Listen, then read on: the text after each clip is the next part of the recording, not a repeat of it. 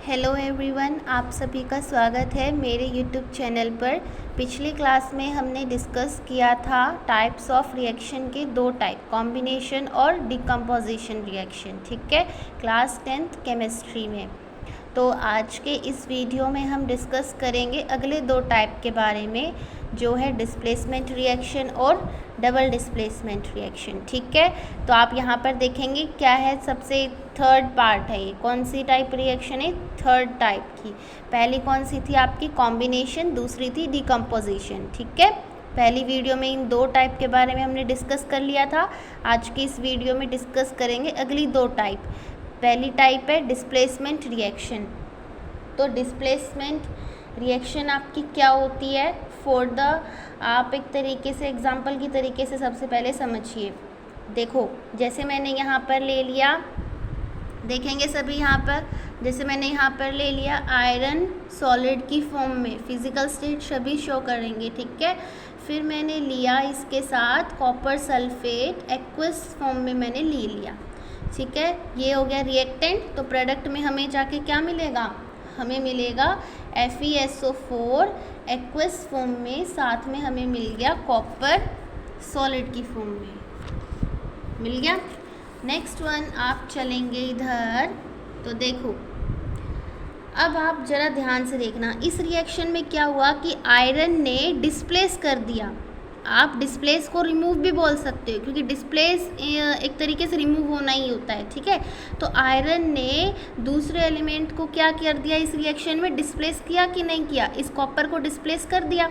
इस आयरन ने इस कॉपर सल्फेट के सॉल्यूशन में से कॉपर को डिस्प्लेस कर दिया, तो FeSO4 जाके बन गया ना, from the copper sulphate solution. तो इसी को ही क्या कहते हैं? डिस्प्लेसमेंट रिएक्शन कहते हैं। जब कोई एलिमेंट दूसरे एलिमेंट को डिस्प्लेस कर एक नया प्रोडक्ट बना लेता है, एक नया सब्सटेंस बना लेता है, ये सॉल्यूशन बना लेता है, तो उसे कहा जाता है डिस्प्लेसमेंट रिएक्शन। इस एग्जांपल से आप समझ सकते हैं कि आयरन ने कॉपर सल्फेट के सॉल्यूशन में से इस कॉपर को अलग कर दिया और एक नया जाके बन गया। ठीक है, आयरन सल्फेट जाकर बन गया। समझ में आ रहे हो? और एग्जाम्पल आप देख सकते हैं, देखो इसके और भी एग्जांपल आप ले सकते हो। जैसे मैंने जिंक लिया, जिंक के साथ मैंने ले लिया यहाँ पे CuSO4 एक्वस फॉर्म में ले लिया। यहाँ जिंक मैंने लिया है सॉलिड की फॉर्म में। ठीक है, उसके बाद अब यहाँ पर क्या होगा? जिंक जो है वो कॉपर को क्या कर देगा? डिस्प्लेस कर देगा। तो क्या बन जाएगा यहाँ पर? ZnSO4 प्लस में क्या अलग हो गया यहाँ से? कॉपर सॉलिड की फॉर्म में, और ये हमारा एक्वस की फॉर्म में रह जाएगा। समझ में आ रहा है? अब देखो, अब हम एक एग्जांपल और देख लेते हैं। जैसे मैंने ले लिया लेड सॉलिड की फॉर्म में, और मैंने लिया CuCl2 ले लिया एक्वस फॉर्म में।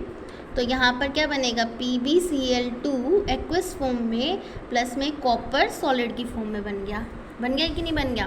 कहने का मतलब ये है, कोई एक एलिमेंट अगर दूसरे एलिमेंट को डिस्प्लेस कर देता है और एक नया सब्सटेंस बना लेता है, तो उसे कहते हैं डिस्प्लेसमेंट रिएक्शन। ठीक है, अब जिंक और लेड जो है वो बहुत ही ज़्यादा रिएक्टिव एलिमेंट है देन द कॉपर। मैंने यहाँ लिया जिंक और लेड, और ये कॉपर ले लिया।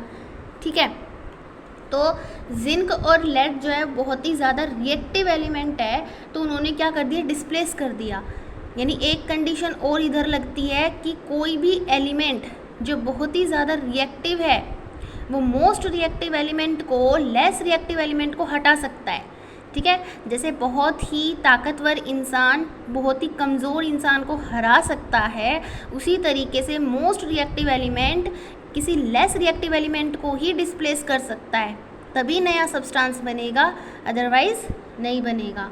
ठीक है, क्लियर है यहाँ पर? नेक्स्ट आपका आता है डबल डिस्प्लेसमेंट रिएक्शन। एक और टाइप आ गई आपकी, पहली थी कॉम्बिनेशन, फिर थी डिकम्पोजिशन, ये डिस्प्लेसमेंट रिएक्शन। एक रिएक्शन और आती है आपकी, कौन सी रिएक्शन है वो? Double displacement reaction. ठीक है, इस डबल डिस्प्लेसमेंट रिएक्शन में क्या होता है? इसमें आयंस का एक्सचेंज होता है।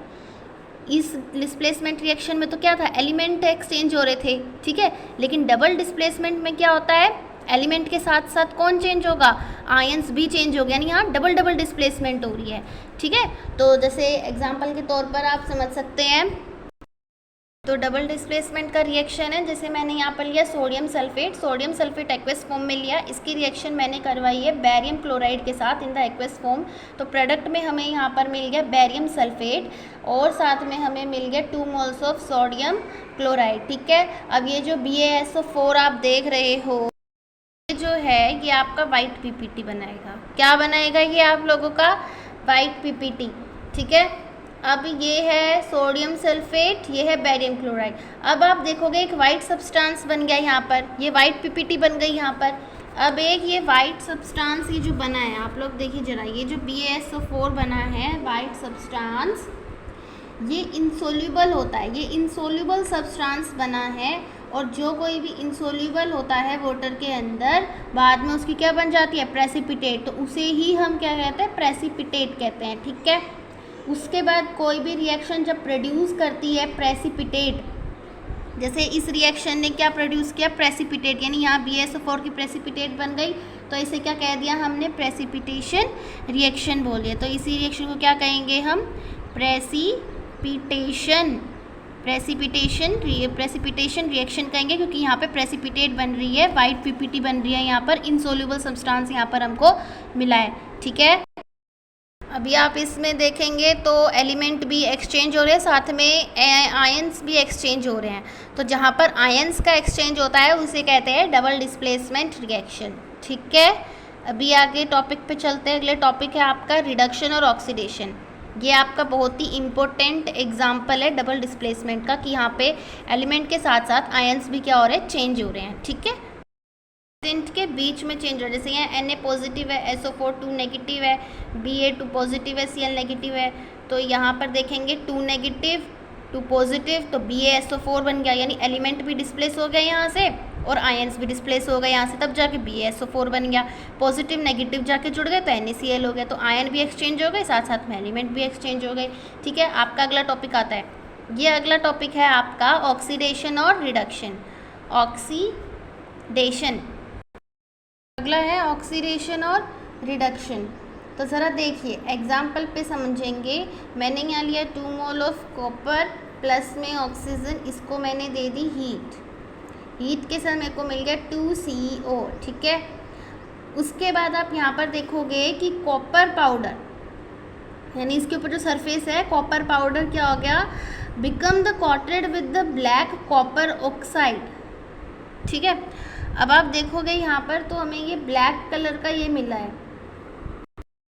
अभी आप यहाँ पर देखेंगे मेरे पास ये मैंने क्या लिया था? कॉपर पाउडर लिया था, इसको मैंने हीट किया तो कॉपर पाउडर के सरफेस के ऊपर कौन सी कोटिंग आ गई?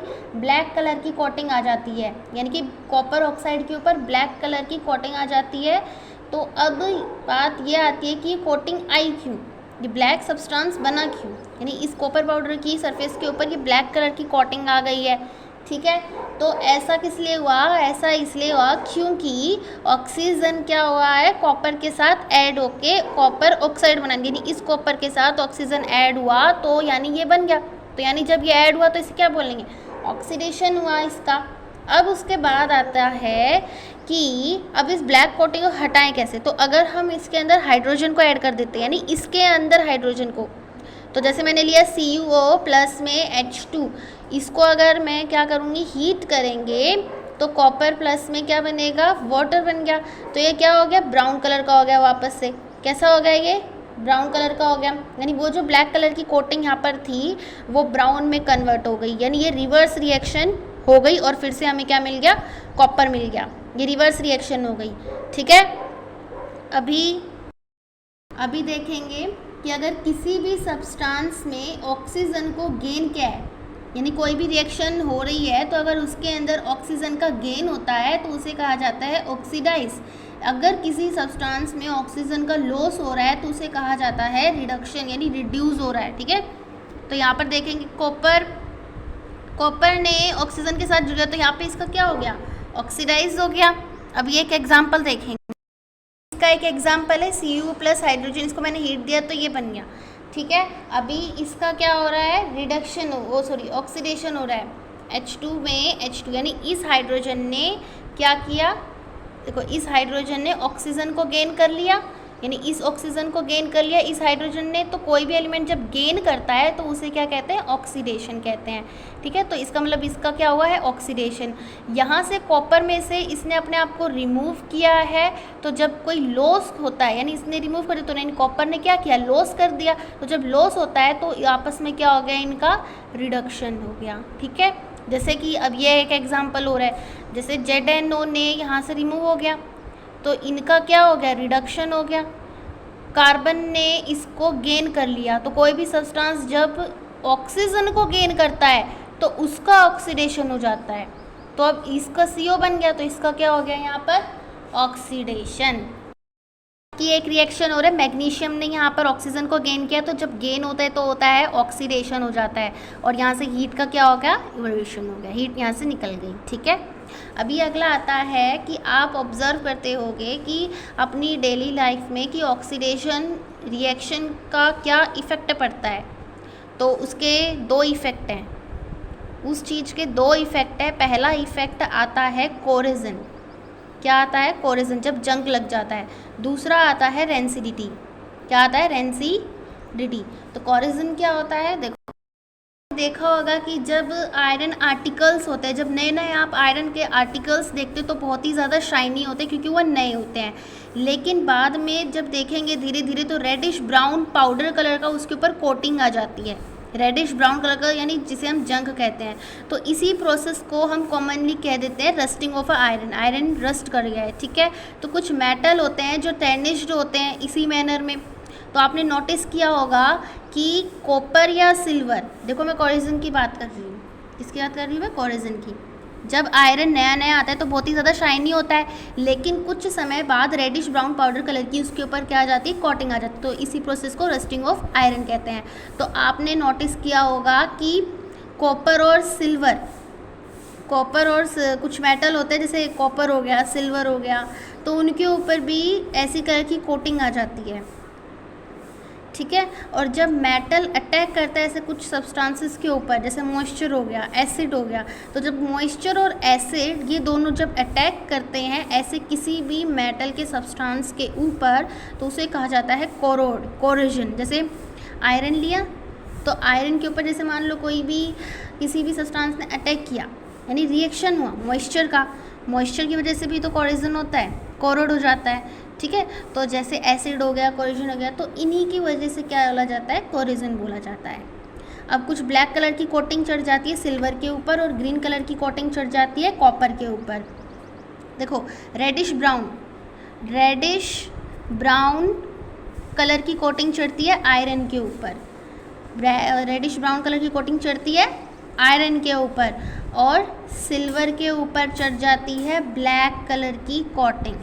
ठीक है, और कॉपर के ऊपर चढ़ जाती है ग्रीन कलर की कोटिंग। यानी ये एग्जाम्पल है, 3 नंबर में पूछा जा सकता है या 2 नंबर में पूछा जा सकता है, बहुत ही ज़्यादा इंपॉर्टेंट है। आयरन के ऊपर कौन सी कोटिंग चढ़ती है, रेडिश ब्राउन, और सिल्वर के ऊपर ब्लैक, कॉपर के ऊपर ग्रीन।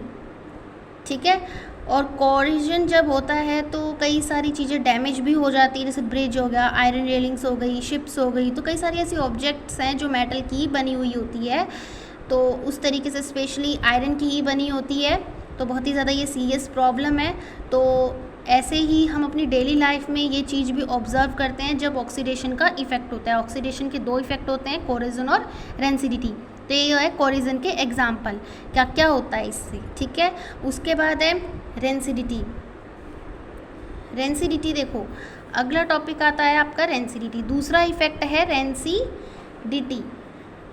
तो रेंसिडिटी में आपने देखा होगा कि कुछ फूड मटेरियल्स जो होते हैं वो फैट कंटेन करके रखते हैं, फैट और ऑयल कंटेन करके रखते हैं, जिसके कारण उनका टेस्ट और स्मेल क्या हो जाता है, बहुत ही अलग हो जाता है। कब होता है, जब वो बहुत ही लंबे समय तक रखे रहते हैं तब हो जाता है।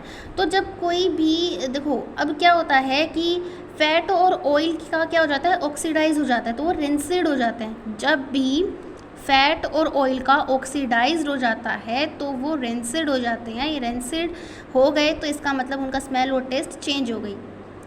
ठीक है, यूजुअली जो सब्सटेंसेस होते हैं जिनके कारण ऑक्सीडेशन होता है, एंटीऑक्सीडेंट होता है, और जब वो फूड कंटेनिंग फैट्स और ऑयल का मतलब होता है कि वो फूड जिन्होंने फैट और ऑयल कंटेन करके रख रखा है और उनके अंदर अगर ये चीज़ ऐड हो जाती है यानी ऑक्सीडेशन अटैक कर देता है, तो इसी कारण से उनका बहुत ही ज़्यादा क्या हो जाता है, टेस्ट और स्मेल चेंज हो जाता है। इसलिए आपके जो चिप्स के पैकेट आते हैं, कुरकुरे के पैकेट आते हैं, वो बहुत ही ज़्यादा फूले फूले इसलिए होते हैं ताकि ऑक्सीडेशन उनका ना हो। इसलिए एयर टाइट कंटेनर्स क्या हेल्प करते हैं, स्लो डाउन द ऑक्सीडेशन, यानी ऑक्सीडेशन का जो प्रोसेस है वो बहुत ही कम धीरे टाइम पे और वो लंबे समय तक चल सके। ठीक है, इसलिए आपके चिप्स के कुरकुरे के जो भी पैकेट होते हैं फूले फूले इसलिए होते हैं ड्यू टू द रेंसिडिटी, ताकि उनका ऑक्सीडेशन ना हो, इसलिए वो फूले फूले से रहते हैं। अगर ऑक्सीडेशन हो गया तो उनका टेस्ट और स्मेल दोनों ही क्या हो जाएंगे, चेंज हो जाएंगे। ठीक है, तो हम कौन सी गैस का इसमें यूज़ कर सकते हैं इनको बचाने के लिए, तो नाइट्रोजन मेनली हम इसे यूज़ करते हैं ताकि ऑक्सीडाइज ना हो। तो आज के लिए इतना ही। आज हमने टॉपिक क्या किया, आज हमने किया डिस्प्लेसमेंट, डबल डिस्प्लेसमेंट, कोरेजन और रेंसिडिटी, ऑक्सीडेशन और रिडक्शन और क्या क्या इसके ऊपर इफ़ेक्ट होता है। ठीक है, ये सारा आज कुछ कवर किया है हमने। अगली वीडियो में इसके अगला चैप्टर जैसे आपका एसिड बेसिस सॉल्ट है वो अगली वीडियो ज़रूर आएगी, और साथ में इसी चैनल से जुड़े रहिए। वीडियो अच्छी लगी हो तो लाइक सब्सक्राइब शेयर करना बिल्कुल मत भूलना। ठीक है, तो तब तक के लिए अगली वीडियो में मिलते हैं। इसे रिवाइज़ करते रहना अच्छे से, एनसीईआरटी की एक एक लाइन पढ़ेंगे तो बहुत ही अच्छे से आप समझ सकते हो और बहुत ही अच्छे से कर सकते हो। ठीक है, क्योंकि बोर्ड में एनसीईआरटी की लाइनें ही आती हैं, अगर वो पढ़ ली तो बहुत ही अच्छे से कर जाओगे। ठीक है, एग्जाम्पल भी कैसे होते हैं, एग्जाम्पल भी एनसीईआरटी से रिलेटेड ही करना है, समझ समझ के चलना है। ठीक है, अच्छे से करना है एग्ज़ाम। ओके, तो तब तक के लिए गुड बाय, अगली वीडियो में फिर से मिलते हैं।